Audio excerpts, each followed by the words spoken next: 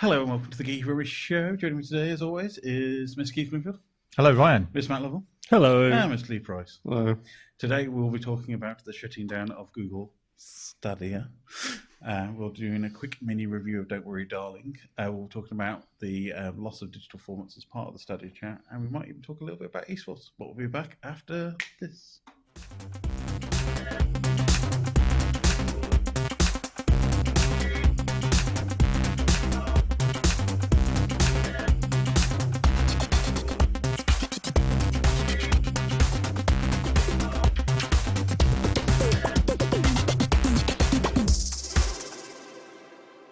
So you may have seen the news online that Google Stadia or Stadium or whatever you want to call it, it's been shut down. Anyway, I think it's Stadia.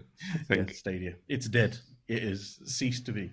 So it was launched back on November the 19th, 2019. So it has lived approximately 2 and a bit of its Google years of life. So almost 3, almost made it there. But it's being shut down as was announced, well, the week that we're recording this. So if you don't know what it was cloud gaming service, very similar to Google Now or Shadow, or those kind of streaming services where instead of having a local copy of the game, you'd connect to a Google Cloud PC and using the Stadia Controller and a device of your choice, usually a Chromecast, you could stream that game to a local screen of your choice, again, TV or computer monitor, and then play there rather than having a dedicated gaming PC.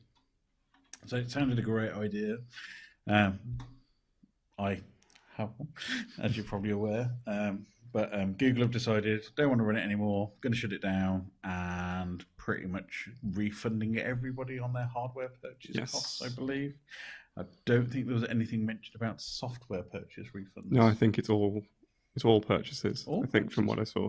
Interesting, because that's quite interesting. Because even if it's just hardware and software refunds, people who put hours upon hours into their games aren't having a way of transferring the files, I believe. Some do. Some are. Yeah, some publishers are helping people sort of transfer saves over to PC and stuff. I think Ubisoft, surprisingly, are one of them. But I think it's to tie in with their own service. Yeah. Like, in order to do it, you need to sign up to their service, and that's how you'll do it. Their Steamy Uplay service. Yes, yeah. I think it doesn't smell like roses. I feel like I may have seen something about the Hitman devs also might be looking at something as well. Yeah. Which wouldn't surprise me because I know that like with the Hitman games, they've been sort of transferring stuff from game to game throughout the last trilogy anyway. So like the old Mass Effect games where you could like join them all together. Yeah. So now there was an article about somebody put like nearly 10,000 hours into Red Dead Redemption 2 on Stadia, and Rockstar were like, start again. And it was like, can you try and help me save my game? And I don't think there's any resolution of such. I don't know. It's kind of, so we already had the announcement back end of February 2021, I believe, that they were shutting down the game studios. Google had set up a dedicated game studios department that was moved to a third-party only service. The problem with that, all their first-party studios, though, is they were set up like a week within the launch. I can't remember if it was before or after the launch, but that's when they set them up. And I'm just like, you do know that if you're launching a gaming service, you might want to have your first-party studios like a good 2 or 3 years ahead of time so that they can have the games on the service and not have it, struggling. Yeah, I was going to say, because the one thing which I remember, the only ever positive bit of Google Stadia news was when Cyberpunk launched and it was a buggy mess, was Google's version of it was like the best play experience for some strange reason, because the Stadia servers had enough grunt and system specs that it would run and not be a horrible buggy mess. Yeah.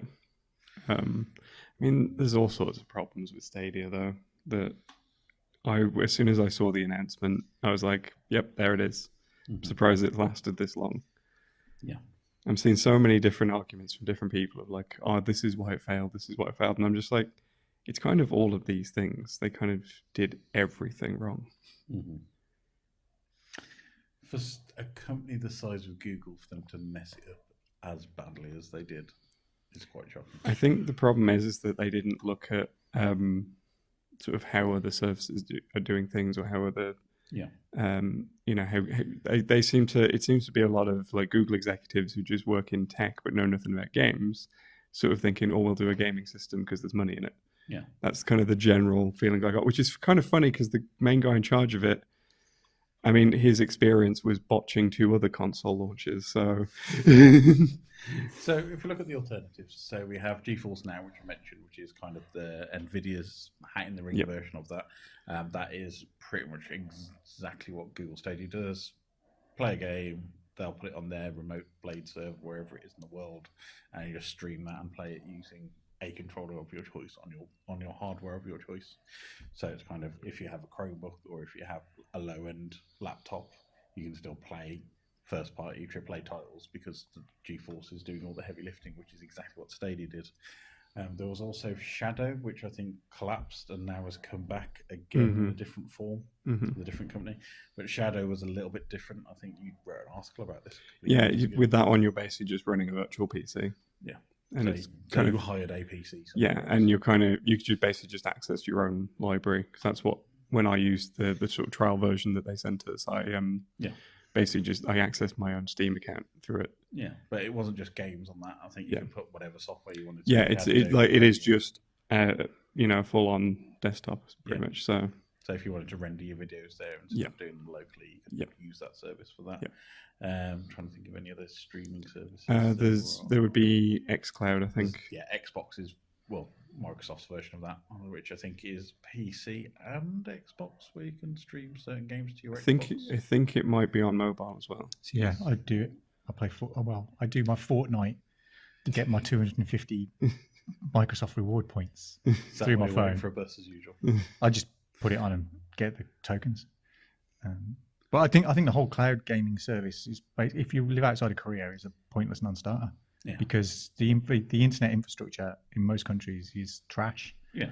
And I think the idea of trying to play, a AAA title, it'd be okay if we were using today's internet and games were still Super Nintendo games. You'd be all right. I think this is kind of where it comes in. Like, part of the problem is that Google were kind of asking you to sort of pay up front to stream stuff. And the problem with that is I think a lot of people probably thought, well, I don't know if my internet's good enough. Yeah. Well, the specs they released for it was a 10 megabit per second connection. Was 720p at 60 frames per second on stereo audio. If you had a 20 megabit per second connection, like you said, you can probably do 1080p HDR with 5.1 surround sound at 60 frames per second. And if you had a 35 megabit connection, that's 4K HDR, 60 frames per second or 5.1 surround sound. For the vast majority of people who buy this service, I'm assuming mainly for kids, etc., they're not going to understand what the hell a megabit per second connection is. They'll just buy broadband and they say, I've got broadband, that should be fast enough. Which is where I think like Microsoft have done the right thing, because their service is tied to Game Pass. Yes. And so with that, all you need to do is sort of sign up to Game Pass, and if the streaming isn't very good, you can just download the games instead. Yeah.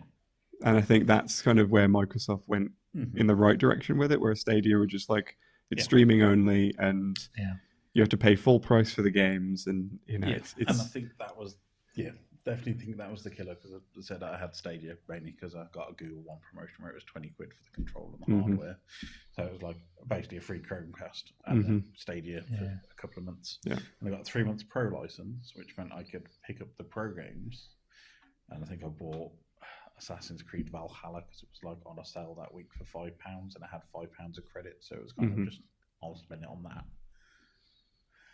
Problem is with the pro games, as soon as your pro license expired, you lose access to all those games, which again, like Game Pass, is fair enough. But then it's not like the old Xbox Live Gold where you'd pick up the games on a monthly basis and they'd stay in your account, and even if your gold had lapsed, because that was the free game the month that you got it, it was a purchase of that game. So it was again licensing style, and again, no discount. That's the killer on it. So unless it's a game on sale, I'm not spending £60 on a digital-only version of anything. Yeah. And I think it kind of, because you mentioned about like, people potentially buying it for their kids, so they're not necessarily buying a dedicated device, it does make me wonder who they're actually marketing this towards, because you need to have a good quality internet connection. But if you're the kind of person who has made sure to get a really good internet connection, you've probably got a good PC, or you've already got a console or something like that. And I think, the audiences just don't work. For a casual audience, it just doesn't. Like the notion of you can play on a device you already own, no matter what the specs, but it is dependent on your internet connection. And a lot of casual users might not necessarily have that. So it makes me wonder, who was this aimed at? I don't think they had any idea. They just did it because they thought it's the Ian Malcolm effect. Just because they could doesn't mean you should. Well, somebody probably at Google went, we've got quite a lot of cloud computers. Just kicking around. We don't use them all. It's empty space. Why don't we just rent them to gamers? Which would make sense. But again, if I was paying for the Pro service, which I got for 3 months for free, and I would never have actually paid full price for it, if that came bundled with the console for like $5 a month, for example, and it gave you access to the entire library, like GeForce Now does, I think, in most of the situations, or Xbox Game Pass, where you pay a set fee and you get access to everything on the library. Fair enough. Happy. I think don't do that. They'd have done better. They'd have done better if they'd have partnered up with internet service providers to offer Stadia on top of a very good internet connection. So like the Zoom or the bolts on Virgin, and you get your 250 megabyte or gigabit internet. Then people might have gone, okay, I'm getting my fast internet and gaming together. So 2 things about that. This was a more squarely aimed at the US market, because that's where Google have their foothold. And the problem is they are an ISP in the US, and they're already battling against every other ISP in the US to try and get Google Fiber into people's homes. It's only available in certain areas. So why would Comcast or Verizon work with one of their direct competitors as an ISP? Say, right, flog us some Chromecast as well. It's never going to happen. Yeah. Same with Amazon. Never going to work with Amazon, which is why Google Play is not available on any Amazon device, because Amazon want their own money. So basically, in the UK, we don't care. And that guy who's put that many hours into Red Dead, you should have bought a PlayStation or an Xbox, mate. Or just play it on PC. Yeah. I mean, just bought a bit. If you're going to put that many hours into Red Dead, at the very least, you investing in a big, sort of decent gaming PC seems worthwhile. I can't cry for him, because I can't get my Pokemon that have had a dead battery in my Pokemon cartridge for the past 20 years. So it's like, I think it's going to happen at some point. That game is going to die at some point. So it's a complete lack of surprise, I think, from the vast majority of us. But at the same time, it does bring into this whole thing about digital rights. So we've seen it. There's been a massive outcry in the US around the new HBO Max and Discovery merger. Because basically every single animated series that was on HBO has been dumped and burned, and you can't access it anywhere else. Final Space, which Keith is very close to. Hashtag renew Final Space. Is very close to Keith's heart. I think they took that off Amazon Prime purchases. So if you purchased it, you can't get it back or something. Yeah, they've started messing around with it. And as licenses run out for other countries, because currently it's on Netflix in the UK, as soon as those licensing agreements run out, it's gone. Yeah. And in the UK, there hasn't been any physical releases, so there's no way of getting hold of it in any other format. Yeah. Which is bad. Legal way. Yeah. Which is where these companies shoot themselves in the foot, So I think it's a very apocryphal quote, but Gabe Newell said the entire point of Steam in the first place was, if you make a place where it's easy to access games and reasonable pricing, then people won't bother to pirate. I think he said something along the lines of, you've got to offer a better service than the pirates. Yes. Which he did. Yeah. And still does. And which is why Steam and Steam Deck, which is probably another streaming console to a certain extent, it's been very successful. Built on failure, though, because I bought the Steam Link and Steam Controller, and I... Did you buy a Steam machine as well? Yes. Oh, God. Oh, you went full in, didn't you? It was awful. I kept getting burnt, and I kept going because I thought Gabe would lead me through. I forgot all about all of those things. Big Daddy Gabe there in the belt. The thing is, take the Stadia. Yes. At least the controller is decent. The Stadia controller is amazing. It's really comfy. It's a really nice controller to use. The problem is it's Wi-Fi only and linked to the Stadia service. Yeah, I heard that. Like that, I think I heard about that for the first time this week, and was just like, Wi-Fi. Yes. When everything else is Bluetooth. So it has a Bluetooth chip in because it was opened by iFixit as soon as it came out. Every single Stadia controller has Bluetooth built in. But they don't use it. The firmware has never been enabled for it. Wow. To link the controller. So I can plug a USB-C cable in and plug it into a PC and use it as a wired controller perfectly fine. You cannot use it as a wireless controller unless it's through Stadia. It's absurd. There's a big outcry at the minute for people saying, please, Google, either A, open source it so we can go and build it ourselves, or B, just release a final firmware update so I can actually get the Bluetooth enabled so we can just use it as a Bluetooth controller. The controller is nice. I mean, if you guys want to pick up and feel and play with it, it's quite nice. If they're going to refund you for the device, I can't see them giving you that access. But surely some genius would be able to hack it in some way.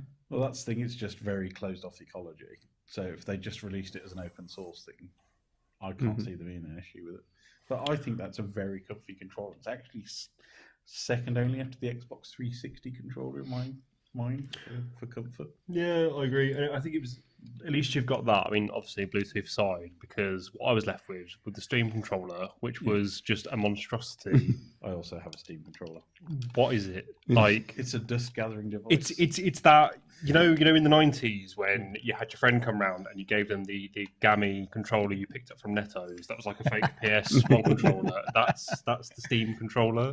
What was the name of that company that just put out loads of like Mad Cats? Mad Cats. That's it. It is the Mad Cats, because it's just like, it is actually a good controller. It's got a good weight. It reminds me of a lot of Switch Pro. It's amazing. It reminds me a lot of Switch Pro knockoff controllers. Yeah, I'll say like the only, like as you said, the 360 controllers sort of the similar sort of build. The DualSense of the PS5 is really good as well. It's very similar to that. Yeah, but that's just somebody spray painting on what an Xbox controller was there and moving the No, the sticks are in a different place. No, my favorite of all time is the Razer editions of Xbox controllers, because it's just the Xbox controller with a stencil on it. I mean, you're all missing what is clearly the best controller ever made. The N64. The N64 controller. Yeah. I don't have three hands, Keith. I have 3 hands.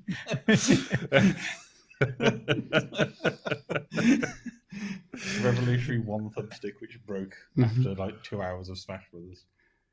But anyway, going back, so the hardware is great, and for once Google have made great hardware, because I'm not a big fan of their Pixelbooks and Chromebooks, because I think they're just very underpowered laptops.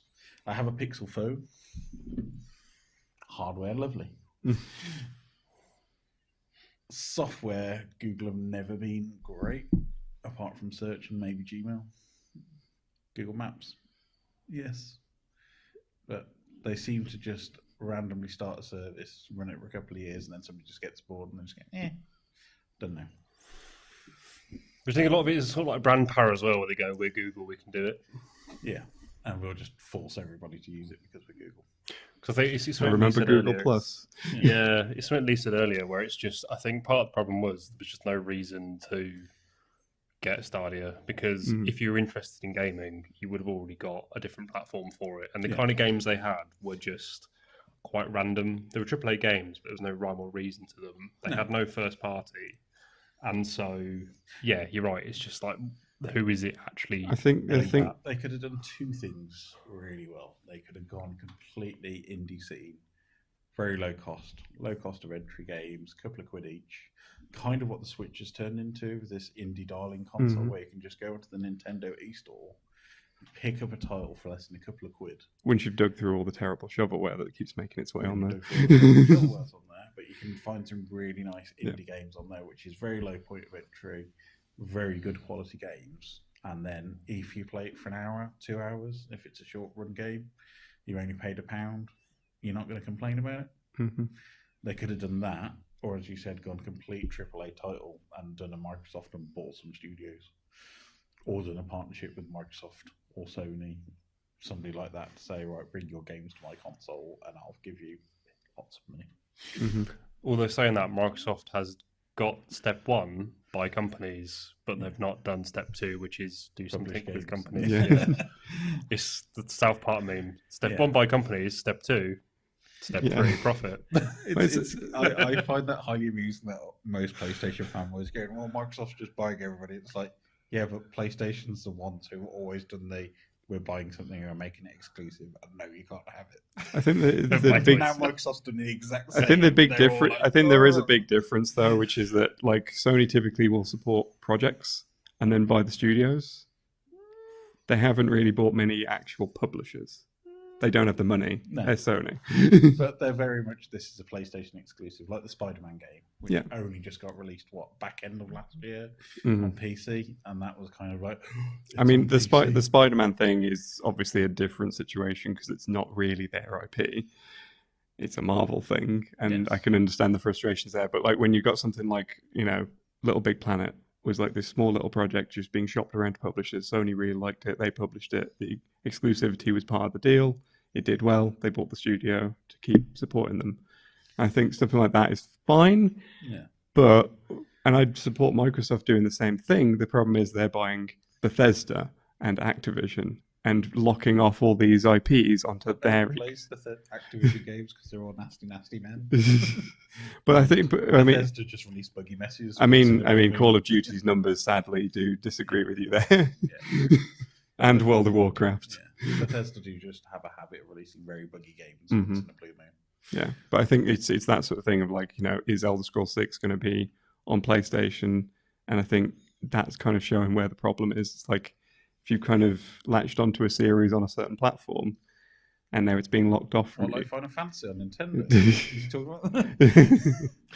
I mean, that was Nintendo's fault because they did the cartridges, and Square were just like, "This is a terrible system." I don't think it's a very good marketing ploy to buy a studio and then lock it off to your system if your intention isn't to sell truckloads of extra systems on top. No, I mean, if I was Microsoft, I would have bought Bethesda and gone, we'll sell it on Xbox and we'll sell it on PlayStation because we're selling it, and we'll have as many people buy it on PlayStation as on Xbox. We're doubling our money rather than keeping it exclusive. Said, a pinch of salt, I believe, he is a case of we don't matter where people play our games as long as people play our games. He says that, and then you see things like, we'll ensure that Call of Duty continue to release on PlayStation as long as the contracts are there, which sort of leaves open a thing of after that point, we'll lock it off.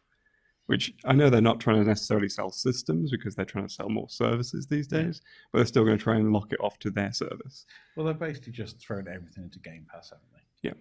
That's been Microsoft's strategy, is we'll throw everything we can at Game Pass. Yeah. So you get all your day one releases on Game Pass. We want you to use xCloud via Game Pass. We want you to play our first party titles, be Bethesda titles or titles as on Game Pass. At some point, would it be a bad marketing move for somebody like Microsoft to do like with Amazon? You have Amazon Prime, but you can buy in additional services, so like Shudder or whatever it is. He's like, could there be a point in the future where Xbox just go, we're going to sell Xbox for $17.99 or whatever it is on PlayStation, and you can play these games. Sony won't allow it. But there's been talk about Xbox and Switch getting into bed together and stuff. I mean, there have been some like Xbox games released on Switch, sort of thing. And I think Microsoft and Nintendo are more likely to work together, which we've seen with the release of the GoldenEye remastered version. There's that, and also Smash Brothers. Yeah, Banjo-Kazooie and Minecraft stuff, both in Smash Brothers, and so it's like Nintendo and Microsoft are shaking hands behind the scenes. Yeah. I think Nintendo are basically, as long as you don't touch Pokemon, we're fine. I think it's more like as long as you don't try and buy us again because we will. I think it's more as long as you don't try and buy us again because we will tell you to F off again. Yeah. But so Microsoft and Nintendo are fine, and I think even cross-play they've discussed in the past about like being able to, if you're on Nintendo's online service or Microsoft's online service, if there's cross-play available across a certain game, they're fine with it. I think they've only people who are holding back are Sony. I think they've discussed potentially putting Game Pass on Switch, but something's blocked it, and it's not going to happen. Yeah. But the discussions had been happening, but it just didn't happen. It's Sony basically saying no for the vast majority of stuff. But anyway, to return to our topic of conversation, that was a massive segue. Yes. The whole thing about digital ownership. So if I'd spent 60 quid on a Stadia game and put 10,000 hours into it, like a Red Dead Redemption 2 player, and then Google come back to me 3 years later and say, right, we're turning off the service, you can have your money back. Is that good enough? No, you should be allowed to download it and play it somewhere else. Because you've done that purchase. Yeah. And it doesn't matter that Google have come back and said, right, we're not going to offer you that anymore. You would purchase that good. Imagine if you'd bought a TV and 3 years down the line, Samsung come up and say, right, we're taking your TV back. Yep. And then we'll give you the money for it, but the money that you paid for your TV at the time, but you're not allowed a TV anymore. Sorry, taking it away now. Exactly. I think that's the problem with it, and I think it's. I mean, I'm looking at a lot of stuff at the moment about making games available and game preservation and all this sort of stuff, and stuff like Stadia kind of stomps all over it by being like, no, because it's on another system somewhere, you don't get access to it if we close the service down. Yeah. I'm like, but you've spent the money on it. You should be offered an option to download it or something. Yeah. It's sort of a similar situation. Or given a Steam key. Yeah, exactly. Wouldn't have hurt from, I think pretty much every single game on Stadia is available on Steam. Yeah, I think there's a couple of exclusives. Like I think there's a game called Guilt, which I think is Stadia exclusive. The developers have said they're looking at bringing it to other systems, but that's like the only exclusive. But even that, you could sort of say, we will offer you a key when the Steam version's out. Yeah. And swallow their pride a bit, Google. Yeah. Go to Gabe, and I'm sure Gabe would have done you a bundle deal on a few hundred keys. Yeah. I don't know. I kind of want to be a bit of a devil's advocate here because it's kind of like everything that's ever come before. It's like if you buy a Super Nintendo game, that's only going to last you for the lifetime of a Super Nintendo. Like every game I bought, I'm making the argument that all of those games should be on the Switch. Yeah, but it's kind of like when it comes to TV, TV programs were recorded or not recorded, and tapes wiped. So lots of things that have been created and have gone over. I argue that we should be trying to preserve all this stuff. Yeah, you say that, but is there a difference between preservation and being able to continue to play it? So you can keep the code for the game. But does that mean that everybody still needs to be able to play it in 50 years' time? It just, as far as I feel, it just needs to be available. So if I have a Super Nintendo at home, which I do, if I boot my Super Nintendo and plug in my Super Mario All-Stars cartridge, good reasonable chance that will still boot and still run now. That's 30 years later. But you still need the hardware. So we've still got a Chromecast, still got a Google Stadia. Although Super Mario All-Stars is an interesting example because you can play that on Nintendo Switch. Which is one of the few games you can say. But I could still play that on my SNES if I wanted to. Because that license hasn't magically evaporated from the cartridge. Yeah. And you had a physical thing as well. Well, so the only thing I was going to say is for Google Stadia, were the games cheaper than they were? Nope. Oh, no. They were more expensive in most instances. Yeah. Because the only thing I'd probably say, kind of going down Keith's line of thought, is if I bought a Google Stadia, it's not... Well, you can't now. Yeah, but if I did, when it was first coming out, it was always sold as a kind of like a live service, like it's servers, it's streaming, it's this, that, and the other. It was never really... It was kind of like a Netflix kind of deal. Yeah. So if Netflix went under... Oh, no, they made sure to tell everyone it wasn't the Netflix of games. They made very sure to tell people that. I distinctly remember that quote. Tell people that because they knew it was not good enough. But it's like Netflix is actually all right, and there's content, and it's still here. I think they very quickly realized, oh no, the actual Netflix of games is Game Pass because that is you pay a subscription and here's all these games. What point is it's been sold as like a live service rather than So. It wasn't priced like that, no, that's the problem. If I bought a Stadia, so hopefully you can see this. Would you? So this is Stadia on my tablet. Okay. So here you can see Assassin's Creed Valhalla ready to launch because that was the only game I actually bothered to buy on it. But if I go to the store, that's the message now. So I cannot access anything unless it was prior purchase. and that is it. Well, I mean, it's another thing. Like this week, I've been noticing a lot of people are getting kind of having lots of interesting opinions about Overwatch. Now that Overwatch 2's coming, and they're just totally shuttering the first game yesterday, I think. Yeah. Yes. Yeah. And a lot of esports players are not happy at all. Yeah. Especially because, as I understand it, Overwatch 2 is like it changes the meta entirely. And it's a completely different game. Yeah. Because it's 5v5 versus 4v4. Yes, it's 5v5, and also in original Overwatch, you had two tanks, 2 DPS, and 2 support. In Overwatch 2, they've removed one of the tank roles, and that changed the meta entirely because then you've got one tank having to do twice the amount of work. And it changes the entire sort of gameplay and team play and that kind of thing. And they're making it a free to play, I believe. They're making it free to play, but they're hiding a load. Well, I say hiding. They're locking off a load of heroes behind paywalls. So what happened if I was an Overwatch 1 fan and I was like a DVA main, for example, and I'd spent an absolute fortune on skins, cosmetics, all of that stuff? Is that just now gone in the ether? Pretty much.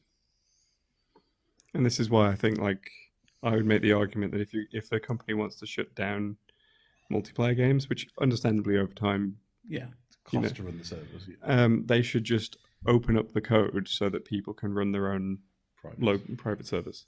Yeah, and that would solve that problem. That would keep the games available, and it would. Yeah, it's like it's like having your library of ROMs. Yeah. For older games. Yeah. Because there almost seems like there's a cut-off point where ROMs are freely available. Well, not freely available. Let's not say they're freely available. But there are devices out there that will enable you to copy your physically owned content. You could make a ROM. I mean, it's not like I've been recording something that I don't legally own through a ROM or anything recently. I would say the cut-off was around the first Xbox 360 generation. I think in terms of like, because I think Dreamcast, GameCube, and original Xbox I think if we're talking about like being able to emulate stuff, I think we're talking. I think 360. Yes, I think we've gotten to that point where I was going to say, I think we have. And I think they've managed to make the Wii U work through an emulator as well, but I don't think. I think the PS4 and Xbox One, because they're still freely available, I think they're. Because I know Dolphin was pretty much the end of the run for Nintendo for a long while, because it's just so damn hard to emulate. Was people were putting so much effort into trying to get GameCube games to run. I mean, I have had a Wii game running reasonably well recently off Dolphin. I had to record it for a video that I'm doing. So, and there's one around the physical. And because I couldn't legally buy that until next year. Nintendo have literally, they basically their Super Mario anniversary game that they put Mario 64, Sunshine, and Mario Galaxy. And Mario Galaxy is basically running as an emulated version of that game. So, you say, they were.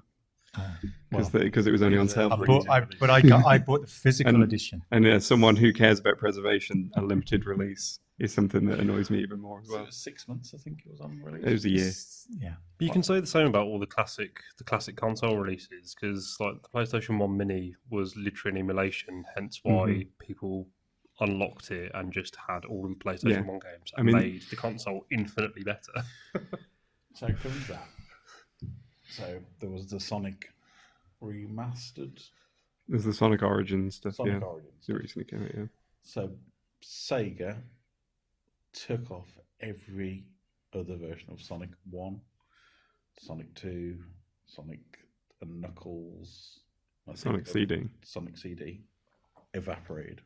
So if you didn't already own it on Steam or whatever service of choice, I think it was pretty much every single console of all time, including the Ouya, had Sonic 1 on it. I think the difference is if you can get hold of like a copy of like the Mega Drive Classics or Mega Drive Collection. Yeah, the Mega Drive. I mean, Collection. can you? They're so rare.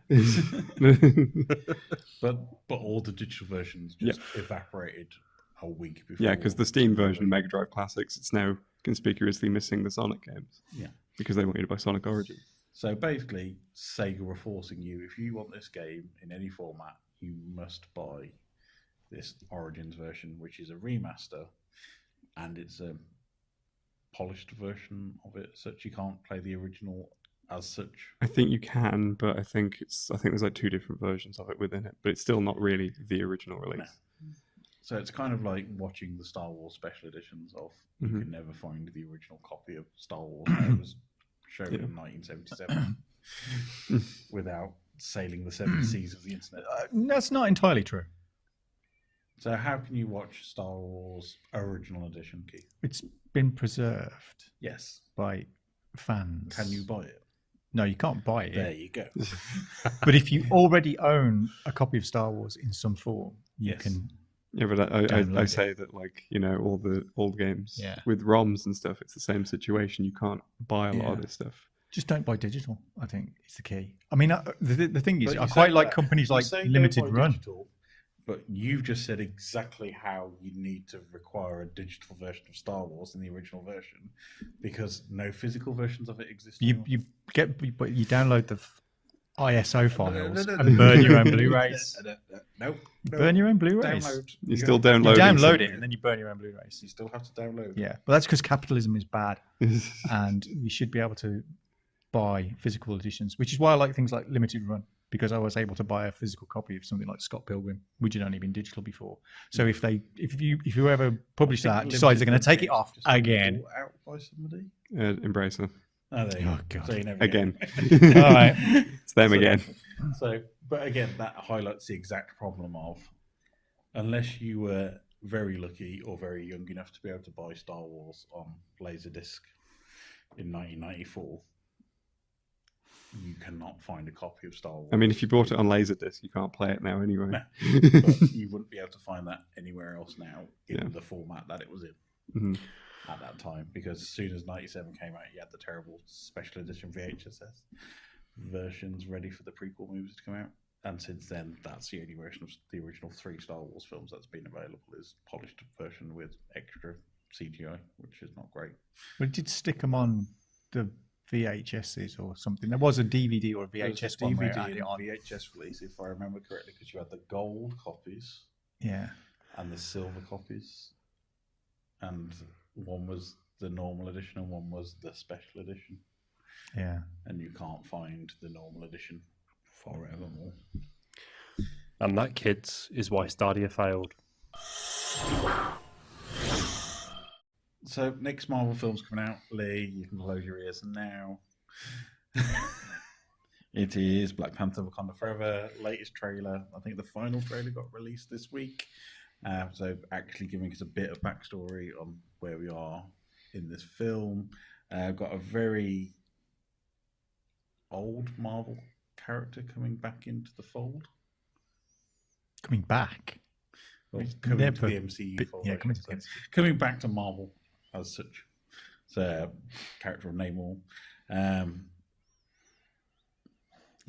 So unfortunately, with the passing of Chadwick Boseman, it's kind of put them in a bit of a quandary, because Black Panther is one of their biggest movies ever in the Marvel Cinematic Universe, and he's left a giant hole, not just in acting, just in the MCU. And this film looks like Ryan Coogler's way of how do we deal with this issue of losing someone like Chadwick Boseman, who you can't replace.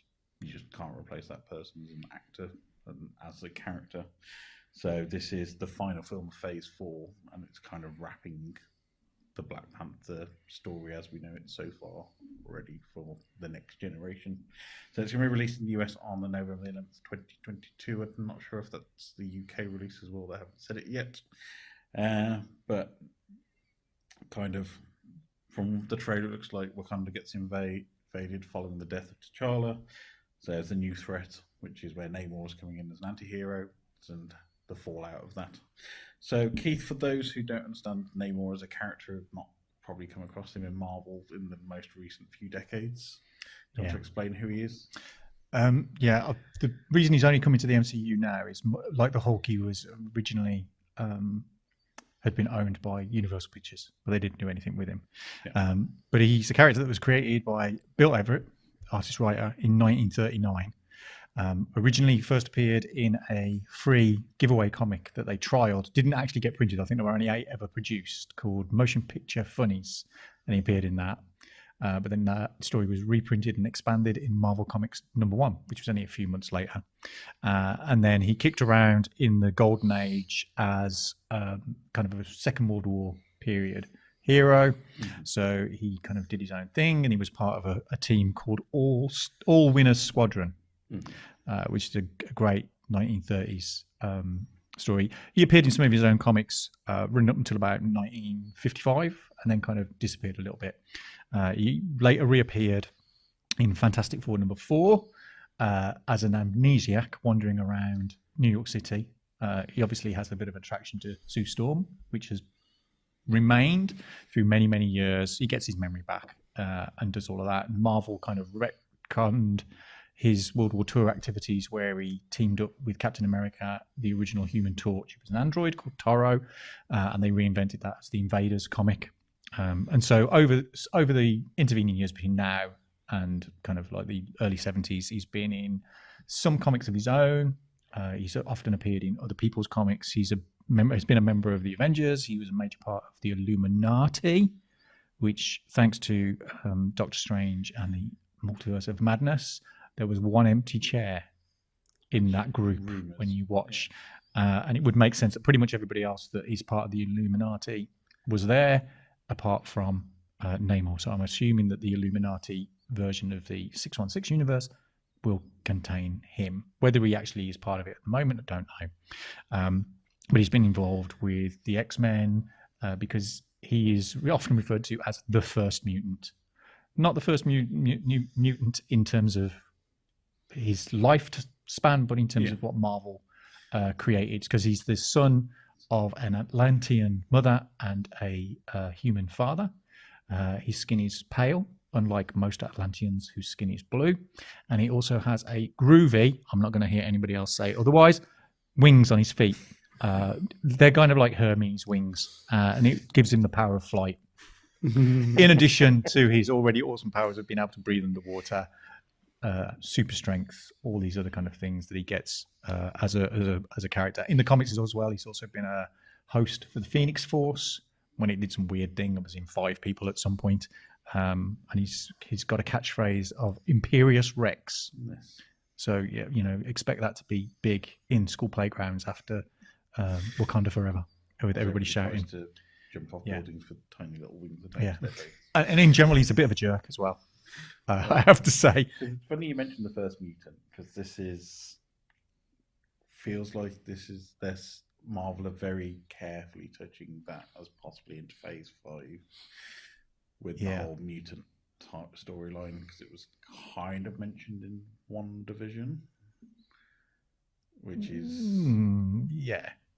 in a sense, in a kind of like, and they've been mentioning it more and more.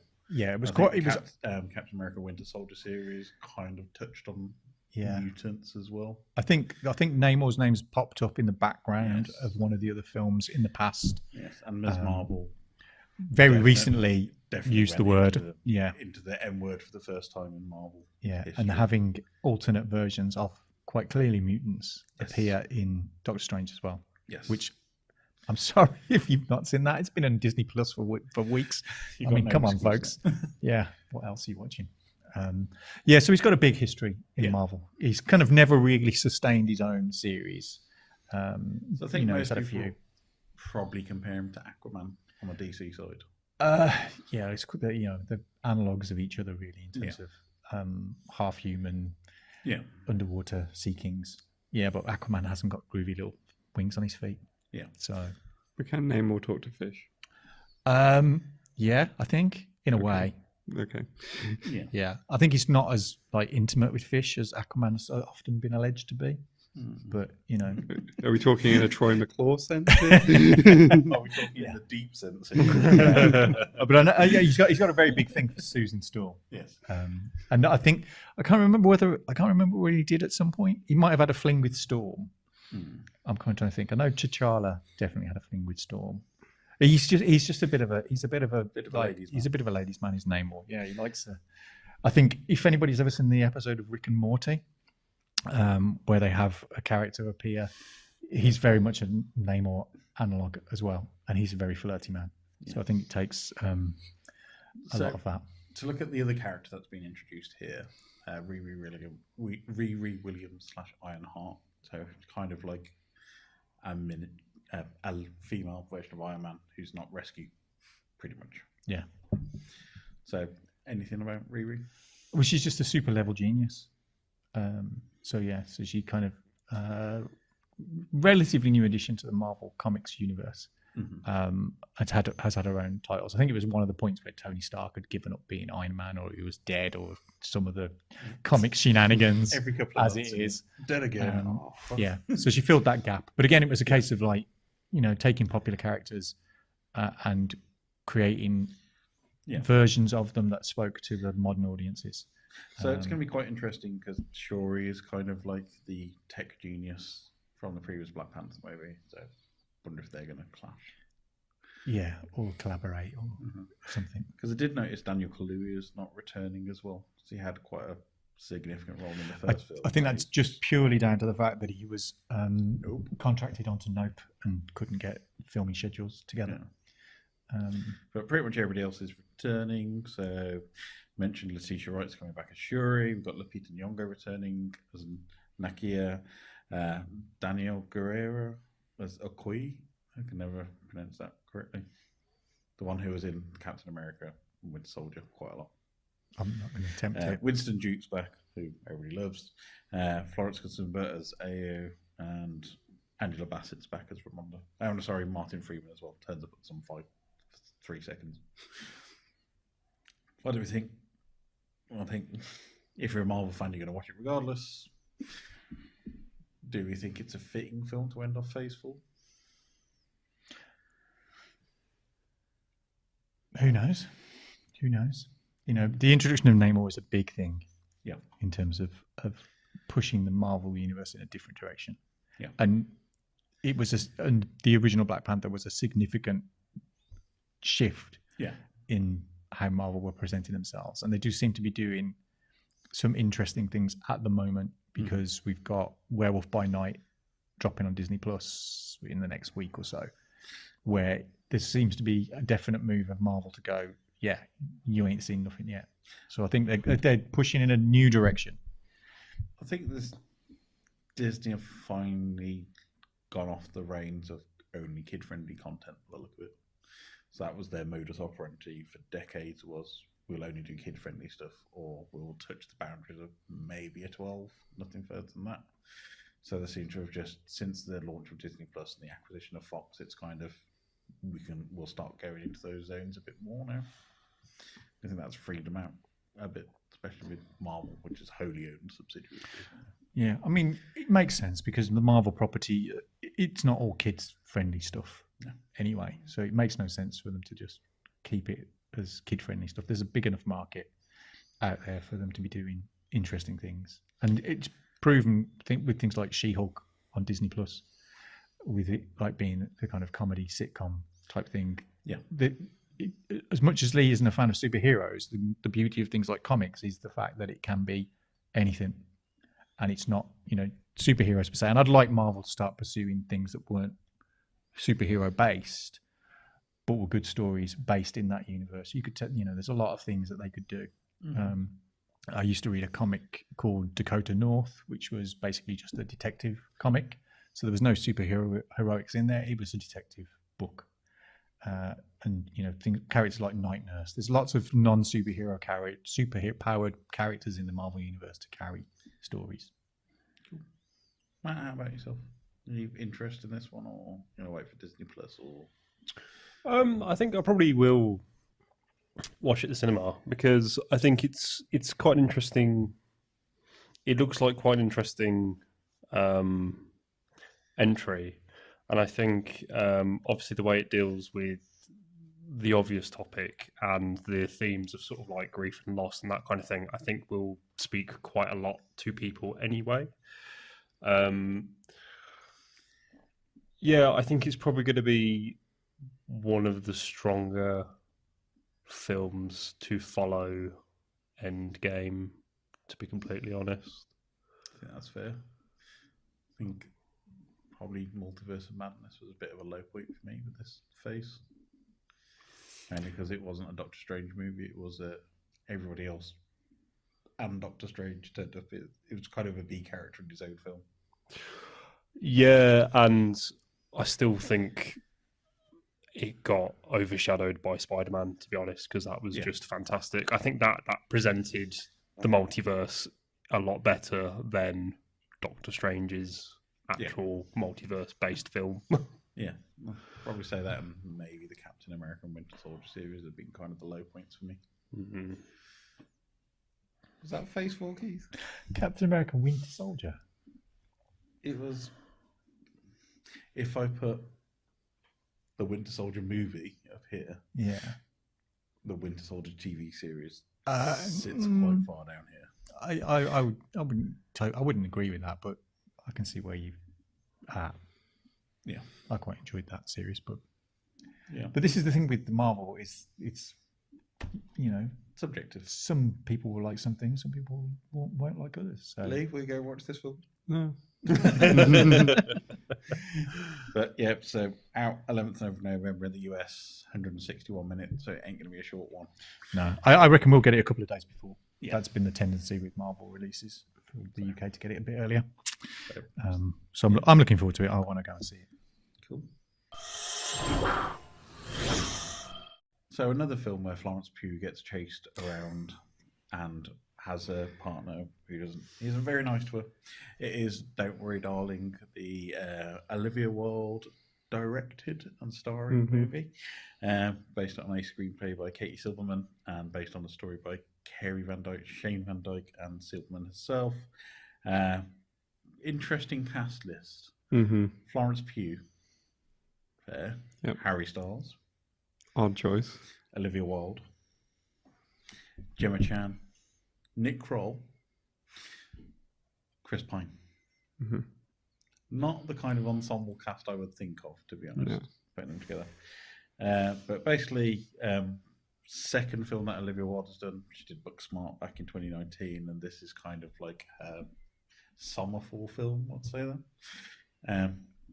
But on general release at the moment. Lots of controversy around it, mainly around Shia LaBeouf being replaced midway through filming for Harry Styles. Okay. And then lots of conflicts between Wilde and Pugh over Shia LaBeouf leaving the film, which has caused a bit of a media controversy. Had mixed reviews so far. Lots of people praising the cinematography, the visual style, Florence Pugh's performance in it, but saying the writing and direction's a bit on the weak side. I've seen it. Leigh's seen it. Keith's not interested. And Matt, you're not overly fussed. I'd like to see it, but I'm not overly fussed. Yeah. So it's on general release at the moment, and it's probably going to be possibly gone by the time we get around to doing this, depending on how long that happens, as all the terrible Halloween horror films come in. I think at my cinema, I think from the looks of things, this is like its last week. Yes. Like it ends on Thursday. Yeah. Because that's where it stops on the listings, unless it suddenly gets another week added next week. Yeah. So if you see the trailer, it's kind of based on this fictional town called Victory in the middle of the desert in the US somewhere. I think it's California. Time period is not really clear, but it's in America's golden age, so late 50s. Yeah, sort of going 60s. for like 50s, sort of that kind of 50s suburbia. Sort of. Yes.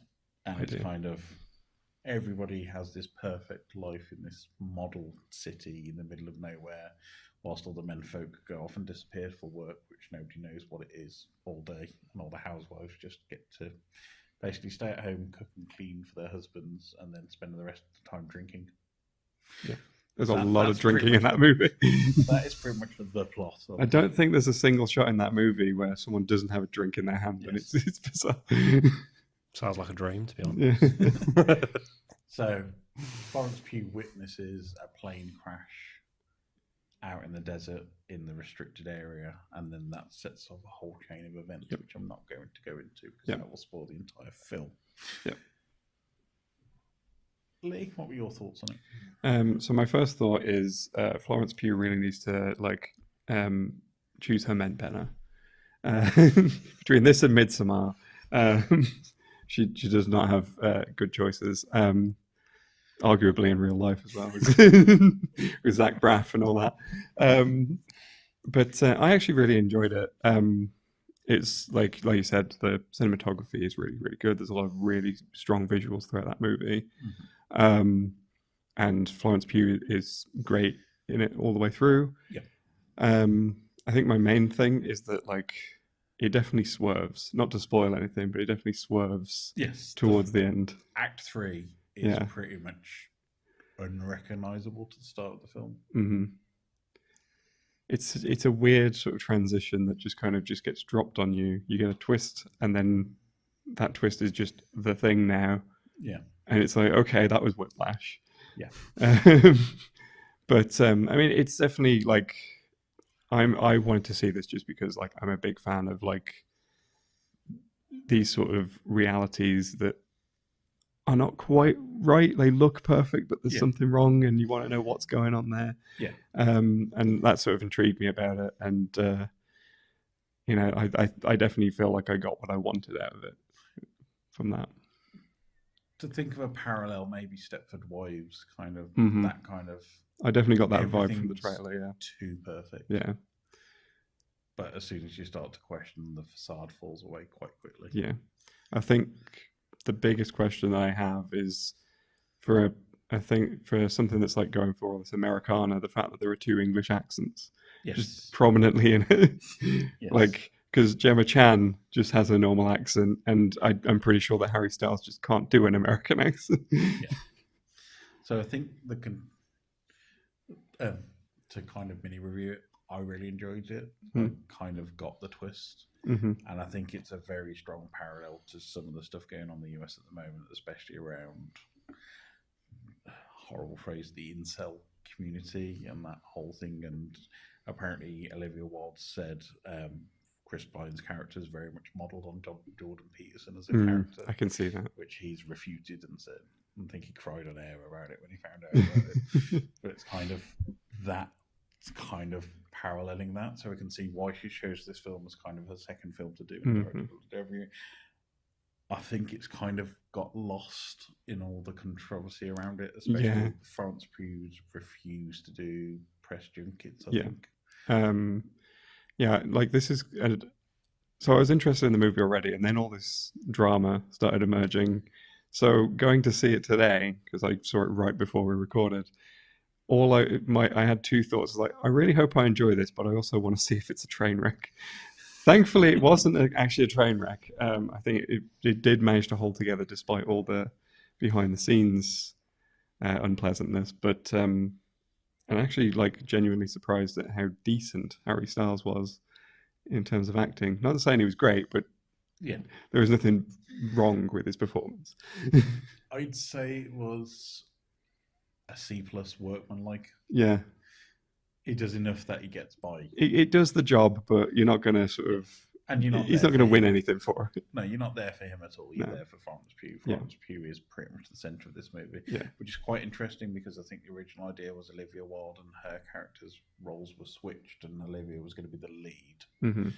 And I think that's where it came about with the whole Shia LaBeouf now out of the film, and Florence Pugh is going to turn into the lead, and that's when I'm bringing Harry Styles in. Yeah. Which is kind of that weird kind of controversy around it. Yeah. But I would say for a film, I thoroughly enjoyed it. It's a good film. It's not groundbreaking. It treads over ground that has been tread over many times before. But I would say it's definitely worth a watch, maybe on streaming, just for Florence Pugh's performance. I mean, she's just fantastic in everything she's in, to be honest. I mean, I think like my feeling on it was I kind of got exactly what I expected out of it. Yeah.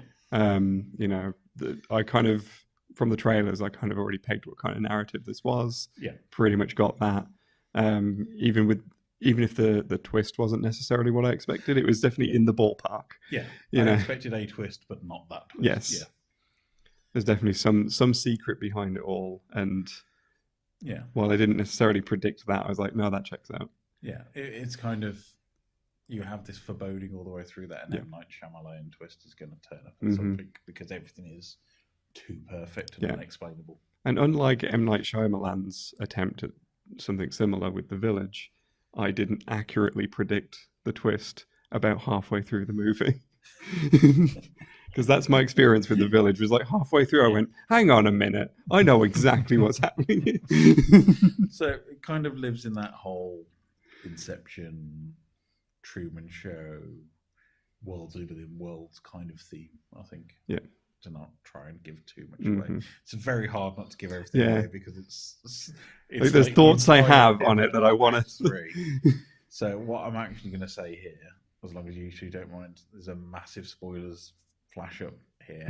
So we're going to spoil it in 5, 4, skip if you want to, 3, 2, 1. So basically, it's a virtual reality world where women are drugged by their partners to live in this fantasy environment. Well, the interpretation I got is it doesn't necessarily even need to be their partners. No, they need to find a wife. Yes.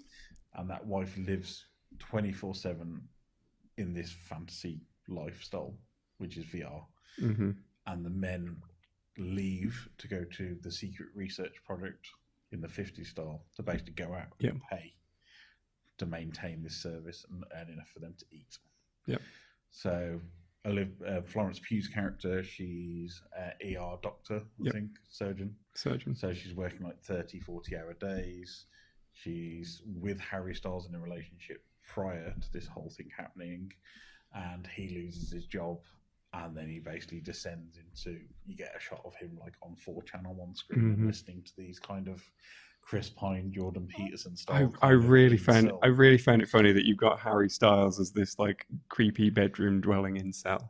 Because I'm like, of all the people to turn into, all they do is put a beard on him and glasses, and I felt quite offended. At one point, they do kind of give him really like sort of greasy hair in like the one shot, but it's just like, this is still Harry Styles. This is still like the guy that like all the teenage girls were going after only a few years ago. So basically, like descends into this podcast, and this podcast talks about the Victory Project, which is where they're in this fantasy world, is they're working on the Victory Project. And it's kind of, we can give you a perfect life for you and your partner of choice, but that's where you have to go out and work. And if you die in there, you're dead in the real world. Or if she dies in there, then that's your responsibility, basically. And doesn't really explain it very much, but if one of the partners dies, the other one gets a hit squad sent to them in the real life to kill them off, so nobody else can get into the project.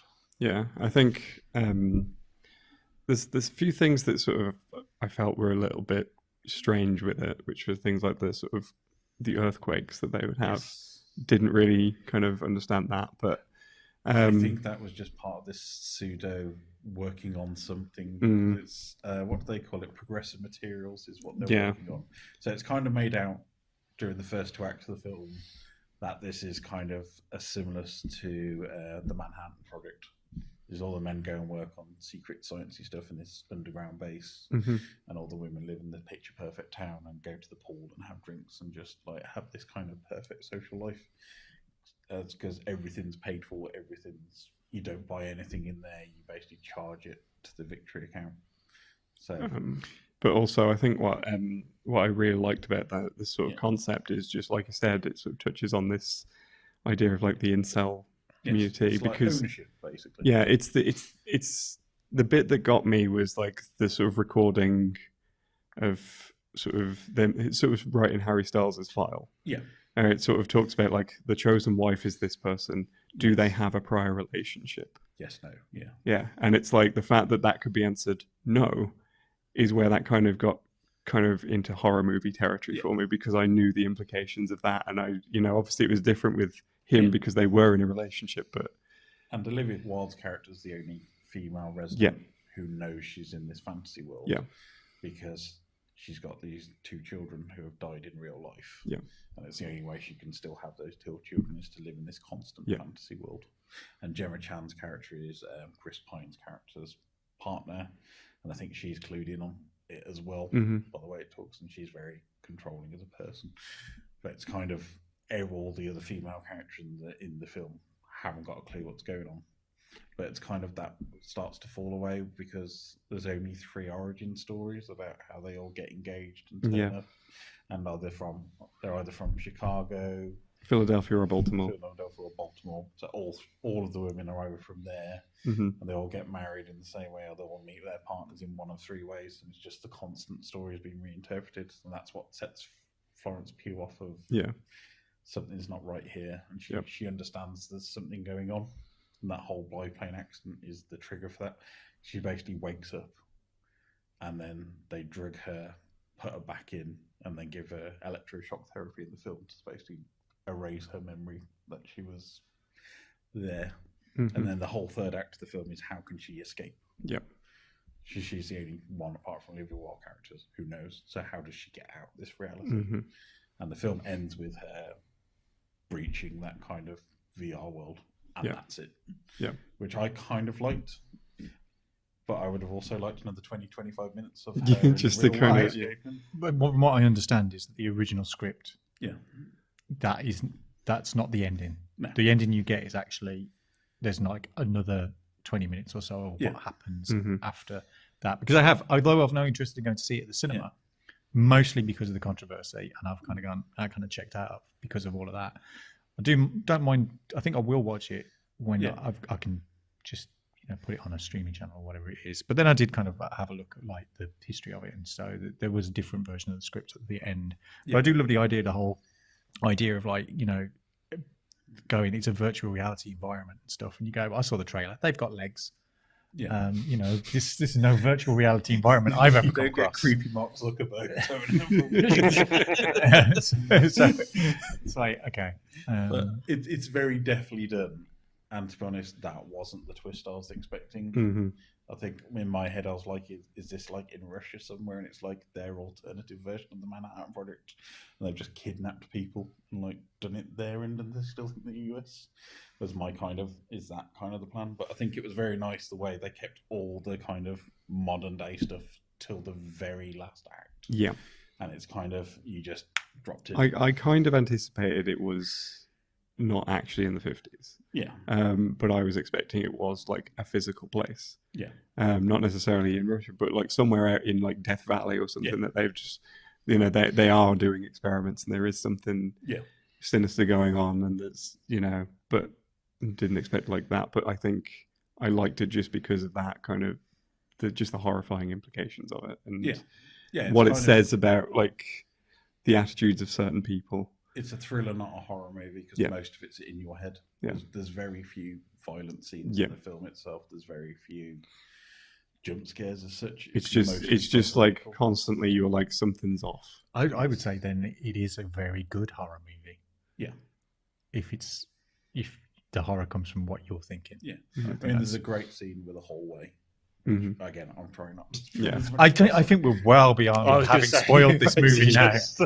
We've gone. There's spoilers, and then there's where we are. I'm pretty sure the ending, but I'm not going to spoil the hallway scene. I'm pretty sure the hallway scene's in one of the trailers. It's like tune into this podcast to have the entirety of "Don't Worry, Darling" explained to you. Well, I'm trying to say like it's worth going to watch, and it's worth trying to preserve some of the stuff that you're not going to have it. Go and watch it, but don't listen to what we've just been talking about. I mean, I was going to say, why would you cast Shia LaBeouf? But then if you've got a character who's an incel, then Shia LaBeouf is like a prime, like a perfect casting. And it would work better than Harry Styles. It would work so much better than Harry Styles. But I don't know. It's kind of interesting because what do you with Chris Pine as well? Yes, I kind of like the idea. He's fantastic. I kind of like the idea of like it's just men, and it doesn't matter what they look like. Yeah, is the insidiousness of men's treatment of women. Yeah. And I kind of like that. I kind of get the casting of Harry Styles to go, look, he might be cute and attractive or whatever it is, but endemically, men have got this power play idea that they want to kind of play out. The whole theme is women are property. Yeah, you own your wife. That's why it does like the 50s setting. It's that kind of like the men are the peak time. Are the sort of breadwinners, and women are the part of like their home life essentially. So none of them can drive, for example. none of them can access anything except the town centre. So it's all very restricted into you're in this perfect model village, which is a zone for you to exist, and this is the only place you can do. But in the real world, you are chattel, you are chained to the bed, you are this person's property, and it is your job to maintain them so they don't die, basically, is the kind of thing around it. Yeah, I think it's another one of those examples of, I don't know whether it's the period of time we're living in, but this idea of duality with the, if people have seen the Severance TV show that Ben Stiller's been doing on Apple TV Plus. There's the thing, I think there's a thing in the air at the moment of people's identity and place in the world, and themes. Certain themes are coming through again. It's that thing about escapism, isn't it? If you could go somewhere 16 hours a day where you are the king in your head, you control everything, everything's perfect, food always tastes amazing, no need to worry about money, would you do it? And that's kind of the implication of it. If you can make this perfect reality and take somebody in with you, but it's your responsibility to own them. Yeah. Which is, that's the horror around it, is you're subjecting somebody else. And there's a really poignant bit where Harry Styles' character says, Florence Pugh says, "You took my life away from me." And it was like, well, you didn't have a life. And she said, "But that was my choice." Yeah. And that's pretty much the whole theme of the film is it's you become completely lost in somebody else's vision of heaven. Yeah. That's a very powerful film. I like I said, I definitely enjoyed it for all of that. So I think I can definitely see where like the mixed reviews came from, but I enjoyed it. So if you didn't like having Don't Worry Darling spoil, and you're here now, thanks, and come back, and say, recommended if you missed it in the cinema, do recommend having a stream of it at least. I think it's worth a watch, mainly just for Florence Pugh's performance in it. She's another stellar performance. She just can't seem to do wrong at the minute, apart from playing White Widow. She should just do films where she has a dodgy boyfriend that gets taken somewhere. And then horror happens. I think no. She shouldn't. I think we've done enough of those already. She doesn't need to. She's only done 2. It's just quite the biggest 2 by quite a country mile. But I thoroughly enjoyed it, and I'd recommend it. Yeah, would you? I definitely recommend it. Yeah, especially if you've liked the look of the trailers and stuff. Yeah, it's definitely, you're going to get what you want out of it. So if you like seeing alcohol on screen, you'll definitely see a lot of alcohol on screen in this film. It's one for a drinks party later on, where if you see somebody else drink along with them, you'd just be out. The only thing that was missing from that film was the keys going to the ball.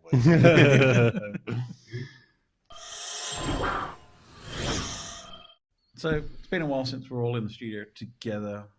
I assume we've possibly been up to lots of geeky stuff. So I'm going to work down the line and start with Leigh. What have you been up to geeky-wise since we last saw you? I'm trying to think now. What's your one geeky thing? What is my one geeky thing? I can't say photo frame because that can be on the Cheap Ferret channel on YouTube. Yeah, I'll get to that later. No, I think... I think I'll talk about another film that I saw recently, which was See How They Run, which was it's got Sam Rockwell and Saoirse Ronan, and it's basically sort of like a 1950s detective story. I've seen the trailer for this, and I thought it was a Wes Anderson film. It felt very Wes Anderson. I can see where you got that vibe for it. Yeah, no, this is very British all the way through. It's definitely not a Wes Anderson film. It was a lot of fun. I thought.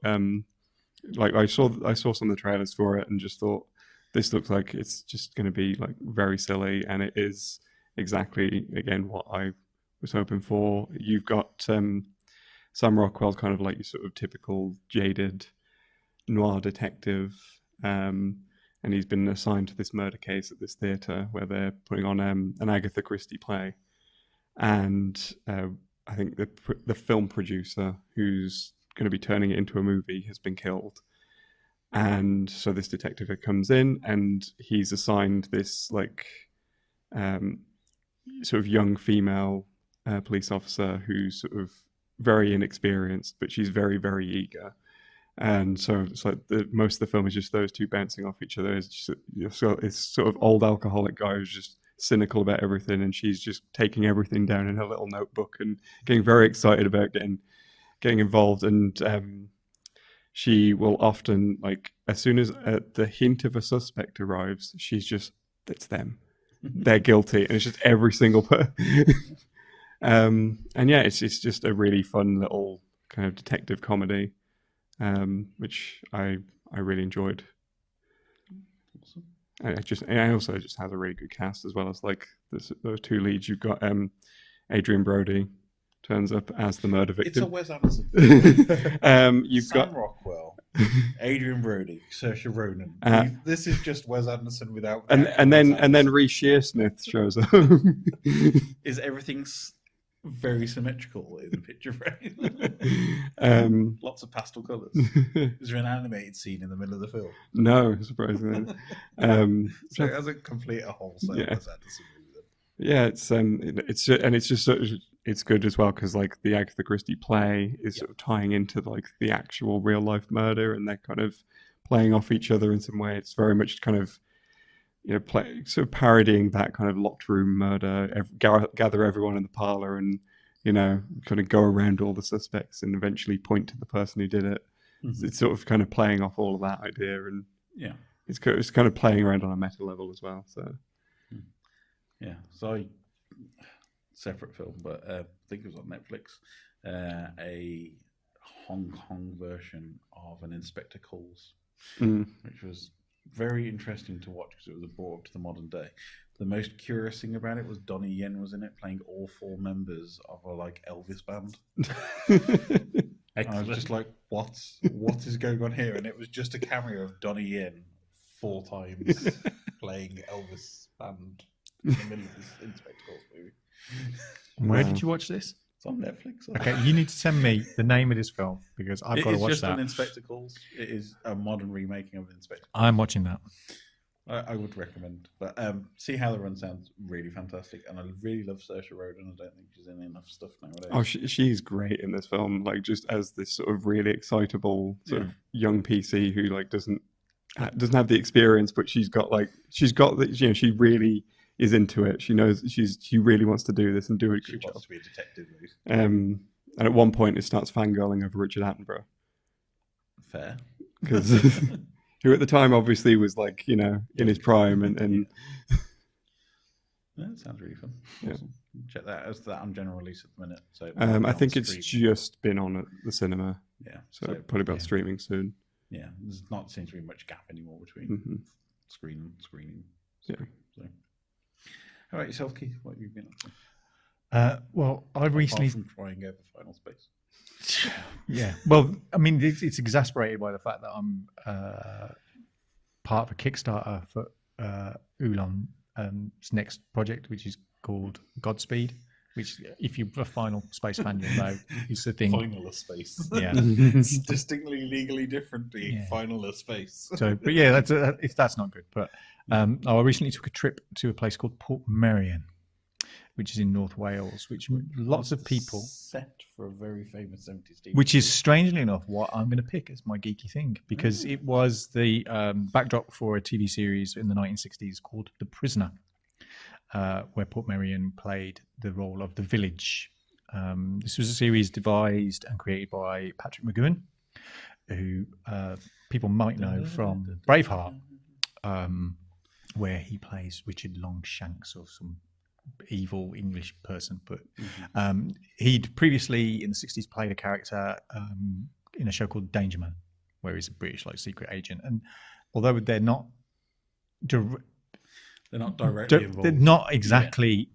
It's not made certain that they are involved. The basic premise is that he decides to retire from being a secret agent, and the government. Pretty much the trailer for The Prisoner makes out he is a secret agent, and he gets the opening credits is him going into the office and going, "I quit, retire," and he gets gassed, and then wakes up in this place called the Village. Where over 17 episodes, weird stuff happens and various characters appear. So you have another everybody in the village is a number, and he's number 6. So it's a model village where everything's perfect. Strangely enough, yeah, very similar to something you've already talked about, but something's not right. No Harry Styles though. No Harry Styles or equivalent. Equivalent. Don't get a member of the Beatles just showing up. Yeah, I don't think we have.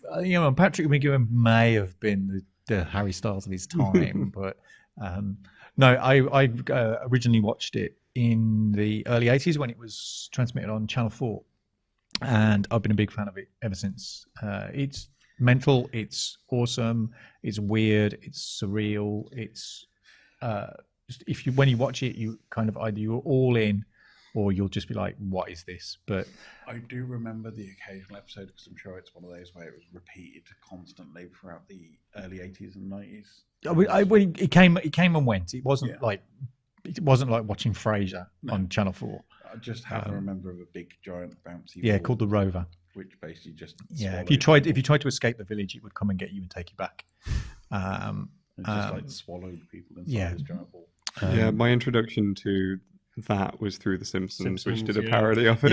Yeah. I think the production company or whatever it was that created it got bought up by ITV, so it's currently, if you want to watch it, available through ITV Hub. But I think when I last looked at it, it was missing a couple of episodes.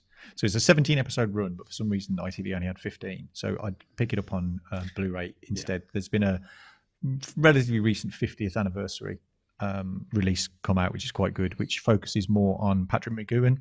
Previous releases, Patrick really didn't want to have anything to do with the prisoner. He'd had enough after many years.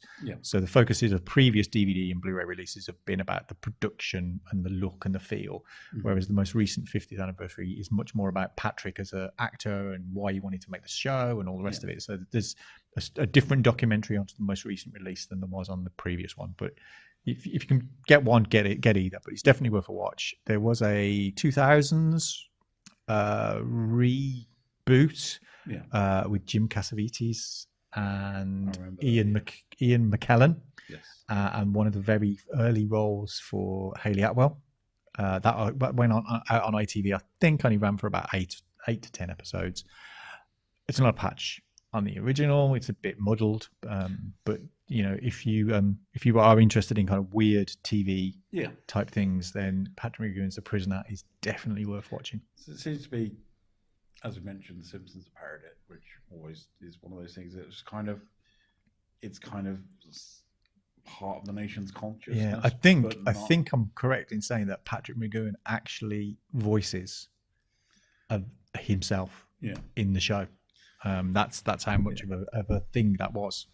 So that's the kind of weird thing is, I know of it and I know everything associated with it, but I don't actually remember ever watching it. It's kind of subsumed into that. You can immediately correct that. I may do. How about yourself, Matt? What have you been up to? My one geeky thing is so the Dota 2 TI, the international, the big competition of the year, is in full swing. So you've got it's the regional qualifiers at the moment. So you've got the North American, European, and Asian qualifiers all happening now. The compendium has been launched, so I've bought the compendium, and we're all grinding our compendium levels for cosmetics. Watching the games as the teams battle it out for who actually gets to go to the main tournament, which is, if I remember correctly, I think it's in Shanghai this year. It's going to say it's usually South Korea or Asia. It used to be Seattle, and then they've started moving it around a bit more. And I think it's one of those kind of things, like similar like StarCraft, that kind of thing. It's got a massive audience in China, mostly. Would you say it's under League of Legends in popularity? Because they're usually the two big players that you see in most esports. It's an interesting one. I think it's hard to say. I think in the West, League of Legends is more popular, and I think League of Legends is more popular because it's more accessible. hence, if we went back to the discussion we had, it's more accessible unless you turn on the chat. But it's if we went back to the conversation we had when they were doing the Commonwealth Games esports, League of Legends, you can look at it and you can kind of tell what's going on. Whereas I think with Dota, it's a lot more complicated. It's an incredibly convoluted MOBA. But convoluted works better in Asia, because then you have, hence why StarCraft's so popular, because layers upon layers on meta, and all the micromanagement and all the different sort of quirks and that kind of thing. It's So why a MOBA over something like a fighting game like Street Fighter or something like Rocket League? Why a MOBA for you?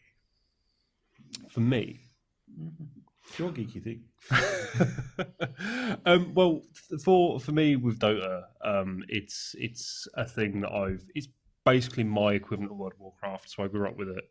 I played it when it was like a Warcraft 3 mod with me and my friends. We'd stay up all night playing Dota. And I think it's one of those kind of games where it's just interesting for me to watch. It's interesting to discuss, to analyze, kind of how I guess standard people would go for football. You know, there's just a layer of tactics on it that I really, really enjoy. And because I play the game as well, and I'm okay at it, and I play it all like quite a lot, it's just something that I can sort of engage with, and I engage with that community, and I understand it. So it's the only real kind of sport or esport, I guess, that I am interested in, particularly. Yeah. So what would your advice be if you were somebody who wanted to join the Dota community? Don't.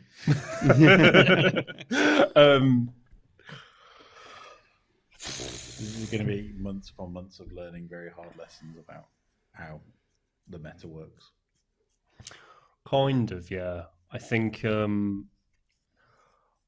like with a lot of these things, it's better to play it with people and get introduced with people who already play it.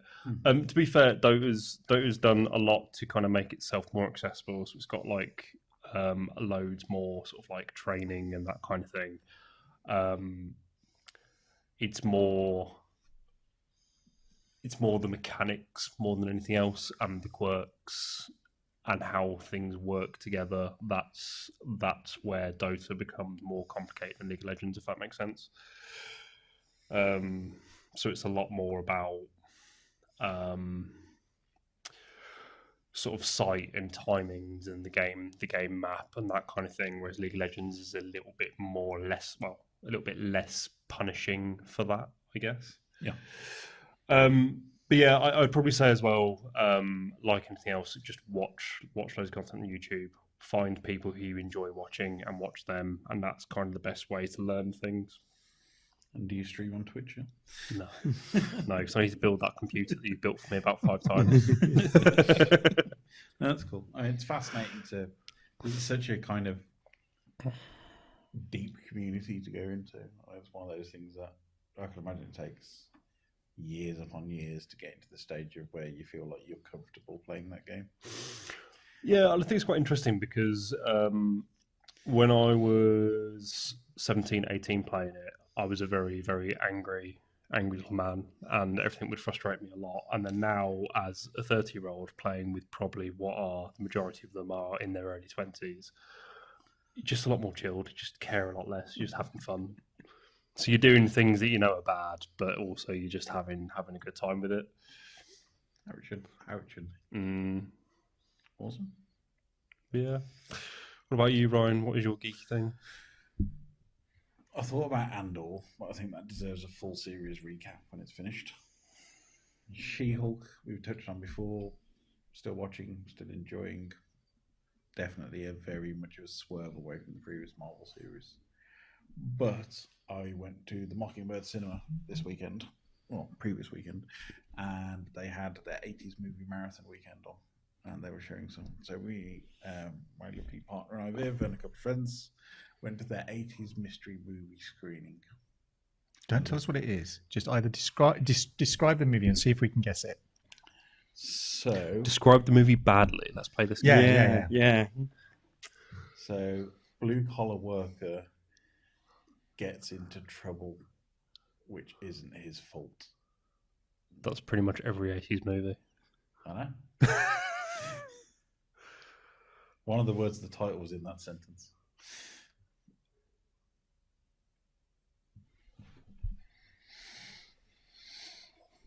Melanie Griffith wouldn't be in it, would she? Okay. Oh. Should have given you buzzers. We might need a little bit more. There. We might need a little bit more. Okay, it's got a score by the director. Oh, it's Big Trouble in Little China. Yes, it is Big Trouble. Yeah, there you go. I couldn't give you a bigger hint than it's John Carpenter, so it just narrows the moves down. He narrowed it down quite considerably. Yeah. But it's Big Trouble in Little China. It's the first time I've seen it in quite a long time, and I can't believe how much I enjoyed that film being back on the screen again, because it is such the most stupid, joyous film ever to watch.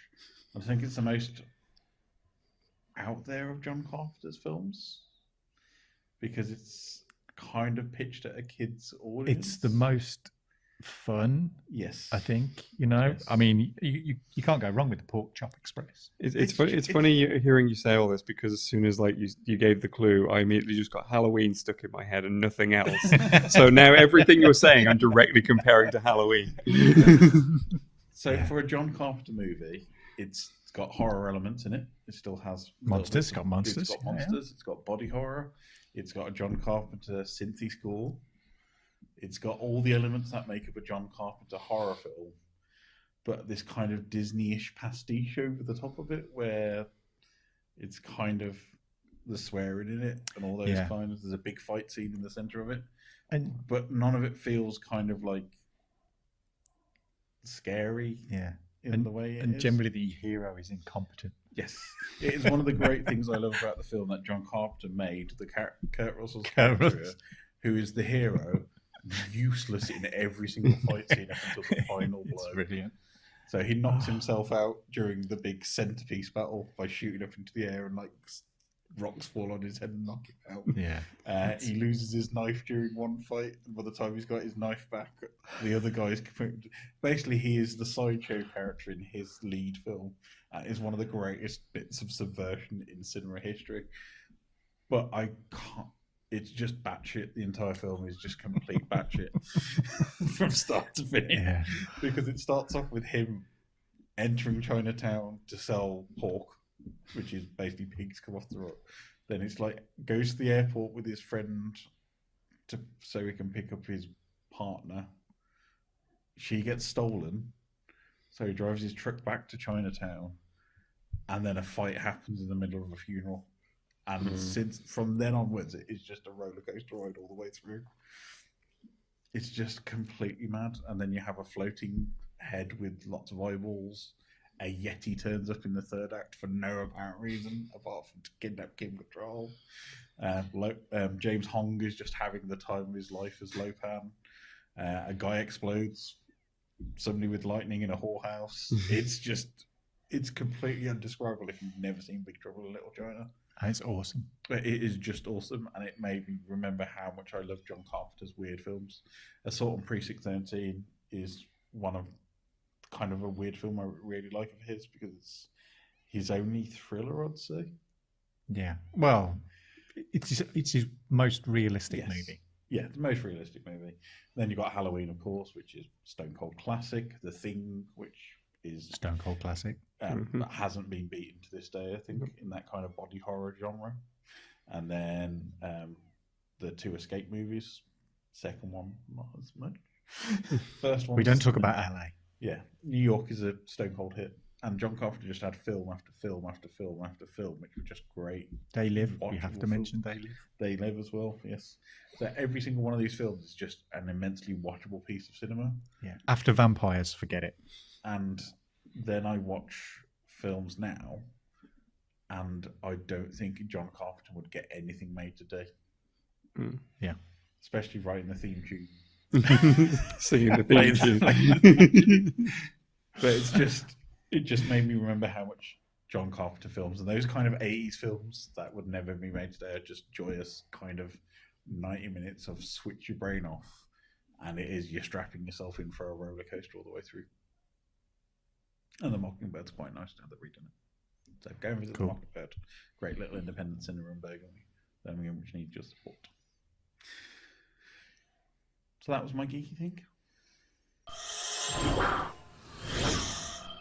Thanks for joining us on the Geeky Brummy Show this issue. Matt, where can we find you online? You can find me on Twitter at Mr. Matt Love, and you can find me on Instagram at matchstick_Matt. And you can also find me occasionally swanning around the Geeky Brummy channels as well. Awesome, thank you. And esports updates on the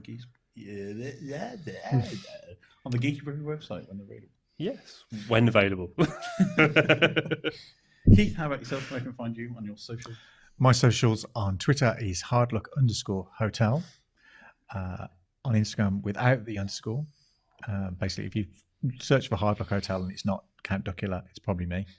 And then mostly, and it is mostly at the moment, just repeating all the stuff that I actually put out through the Geeky Brummy Twitter feed on a Wednesday when I do Comics of the Week, which at the moment just seems to be far too many Marvel titles. I'm like, what is going on with that? I was going to say, are there any other titles apart from Marvel and X-Men at the minute? Well, it just seems to be either Marvel titles or like Image horror books. It's like, what's going on? Although there was recently a Dark Horse horror book which has come out, but you'll have to read on the Geeky Brummy website or the Twitter feed where they all pictures. DC Comic of the Week last issue, I think, wasn't it? Yeah. Because that was cool. And then I had Supergirl. There are some DC things out there and stuff. It's the whole oeuvre of the comic book work. Yeah, there's lots of things out there. I mean, I pick some that I'm reading, and then some that I'm either picking up in trades or digital afterwards.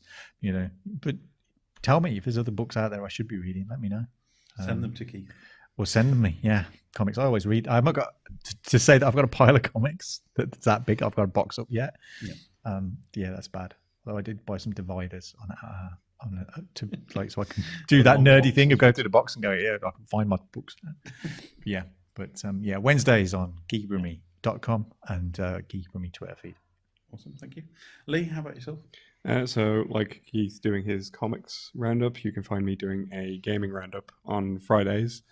Some weeks it ends up just being releases because there's no news. We're in a period right now where like everything's coming out, and so there's no news. Like my next few weeks are just like it's just like I've got a spreadsheet and like a page is the 1 week kind of thing, and I'm like, this is getting ridiculous. But aside from that, you can also find me on YouTube at Bob the Pet Ferret, where I have for Halloween I will be producing a video retrospective on the Fatal Frame or Project Zero series, and you can also find updates on that on Bob the Pet Ferret on Twitter, and my personal Twitter is The Cheap Ferret. And where can we find your written articles? You can also find me floating around as a list writer on Game Rant. Thank you. And you can find me pretty much invisibly at the minute because I haven't got time for it. But you can find me at Ryan Parrish. Take Roundup will be returning possibly next year at this rate. But that's not that far away. Really. Take Roundup will be returning soon, and you can find me occasionally on the Geeky Brummy Twitter handles, mainly when stuff's broken, and that's when I tweet it and say, "Oh no." They were good. They were good responses, particularly. Did you create the Doctor Strange one? Yes. Yeah, that was clever. That was like, I like that one. Yes, if you follow the Geek Brummy social feeds, you will understand what that is all about. If not, then shame on you. But don't forget to like, subscribe, share, tell all your friends. You can find Matt at geekybrummy.com if you want to talk about anything esports. You can find Keith at geekybrummy.com for anything comics. You can find Leigh at geekybrummy.com for Make sure you spell it right. Gaming. LEIGH. Yes. And you can find me at Ryan at geekybrummy.com, but don't expect a response because I'm not doing it. Other than that, it's been amazing, and we'll see you soon. But for now, bye everybody. Be seeing you. Bye.